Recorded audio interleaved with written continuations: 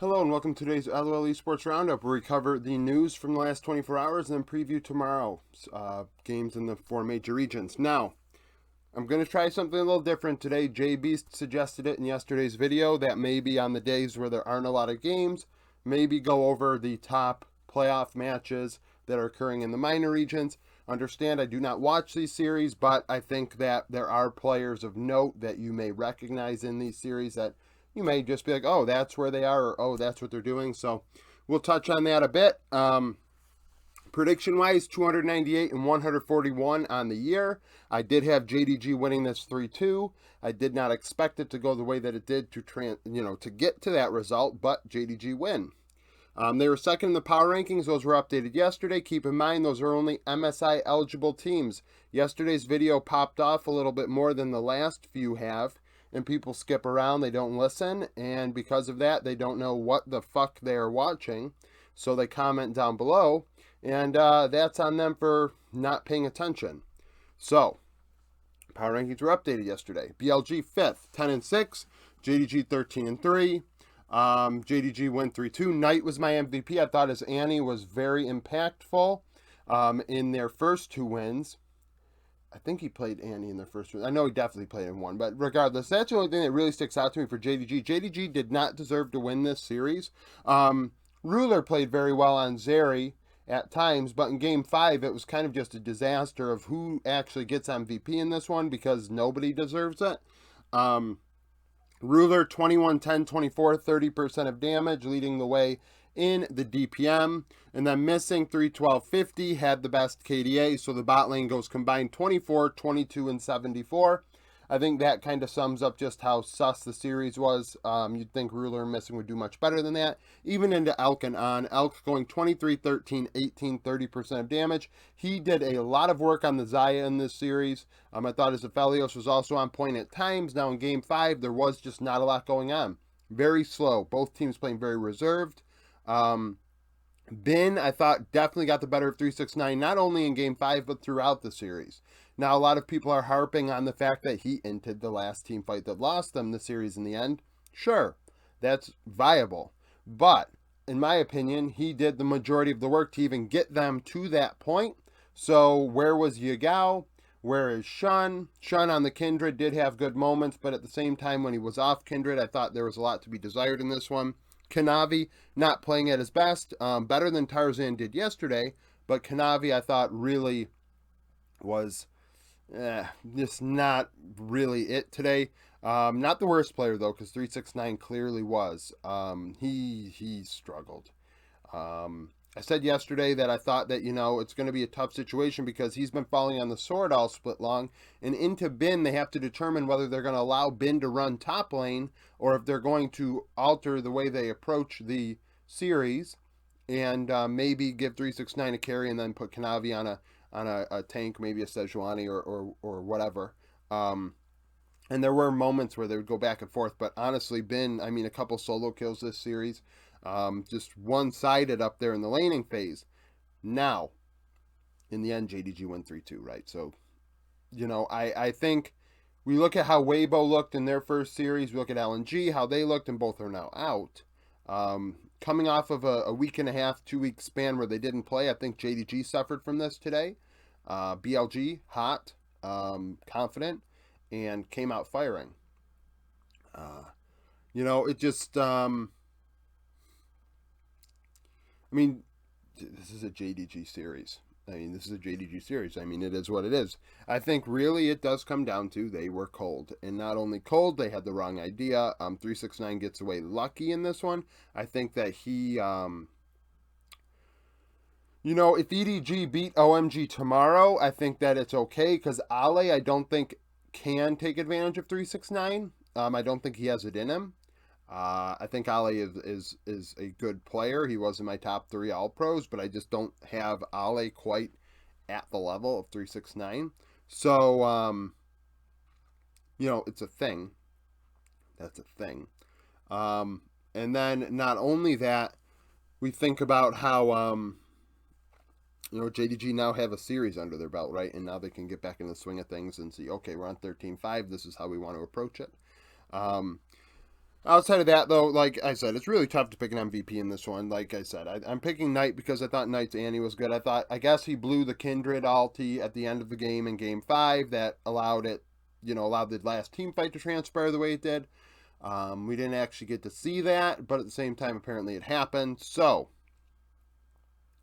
I mean, what are we going to do? Like, I'm pretty much summing up that this series is one of those situations where, like, nobody won. Nobody wins because JDG played like crap. BLG played very well, then JDG threw a game earlier in the series, so I guess it washes out. But, you know, back and forth, there were, BLG blew out JDG in a game as well. Just messy. Just very, very messy. And I'm not overly impressed by it for JDG's sake. Like I said, the only thing I can really go off of is that JDG coming out cold. Maybe this'll square things away for them in their next series in a couple days. Latin America played last night. Their playoffs occurred, their loser bracket finals. Now you may say to yourself, why does this matter? This doesn't matter to me. Well, Latin America does struggle at international events last year, winning one game, and it was against Turkey. And maybe I think Team Ace beat Japan in MSI. And some people may say that game doesn't matter, but it's going to count in the record books. Now, Astral were 6-1 in series. This is an eight team region. Rainbow 7 4-3. Rainbow 7 win 3-1. Miru, mid laner for Rainbow 7, former T1 Challenger player, did have a stint on HLE in 2020 in the LCK for about 30 games. In mid, went 31-3-26, 32% of R7's damage. CEO is their domestic 80 carry, 24-5-46. You may say to yourself, okay, well, who is he against? Hans Samdi. Samdi changed his name to Hans Samdi this past year. Samdi from HLE last year, has had stints in the LPL as well. If you pay attention to the Eastern regions, you know who he is. 8, 17, 13, 37% of damage in the loss. Not only was he on Astral, but Astral also had Paz in top lane. Paz has kicked around minor regions for a while. He did have opportunities in the LPL as a LCK Korean import. So Astral had a Korean top laner. They had Jose Deodo in the jungle, yes, the LCS jungler. Takeover, who was an LCS Academy mid laner that actually did well in his stint with TSM and somehow got screwed. But then again, I mean, he is an import. And then Han Samdi in the 80 carry position. So 4 players that I would argue are maybe the best players in their role in the region, and they lose. So Rainbow 7 win, and they're going into the finals against 6 Karma. 6 Karma has Onfleek in the jungle, as well as Meaning in top lane. Meaning played with, I believe, Sandbox's Challenger team last year.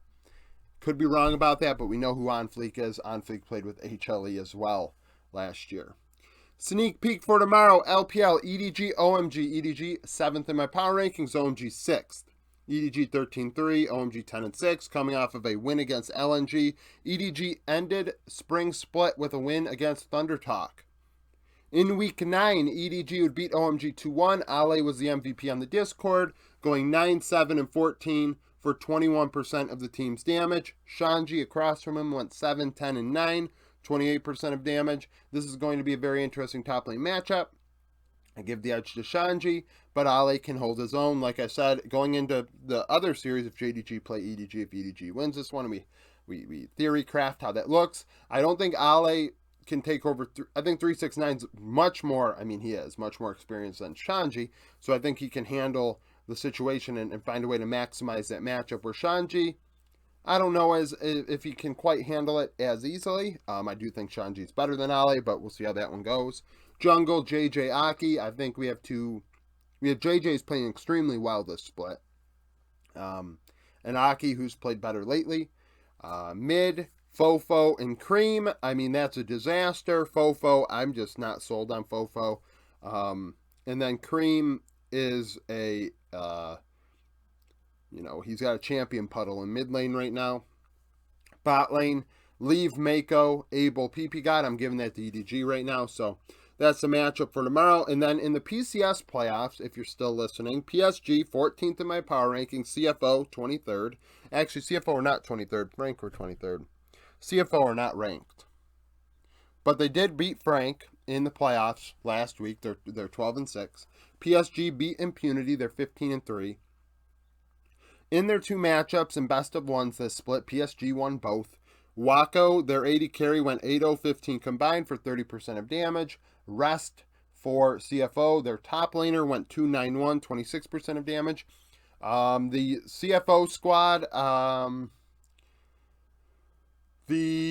think everybody but so the mid and the support were not on CFO last year. The team that we saw at Worlds that played against 100 Thieves, RNG, and Genji in Group D. So you know who Rest is if you watched Worlds. You know Gemini, and you should know Shun. PSG, we don't know really Ozzy. Ozzy played a bit in MSI for PSG, if you recall. Otherwise, you might not know who he is. PS Junjia played for EDG last year. If you watch the LPL, Yubao, formerly known as Uniboy, is in mid lane for PSG. He's kicked around for a while. PCS, been to Worlds, been to MSI, and played in the LPL. So if you pay attention to that sort of stuff, you should know who he is. Wako has had opportunities last year. He played for Beyond Gaming in the play-in stage, and he has also been to international events before in the PCS. And then PSG's support is Woody, and I don't think Woody has had an opportunity outside of the PCS. So that's it for the roundup. Thank you for watching. If you like the video, like it, subscribe to the channel for daily League of Legends content. Follow me on Twitter, join the Discord, become a YouTube supporter, and thank you for watching.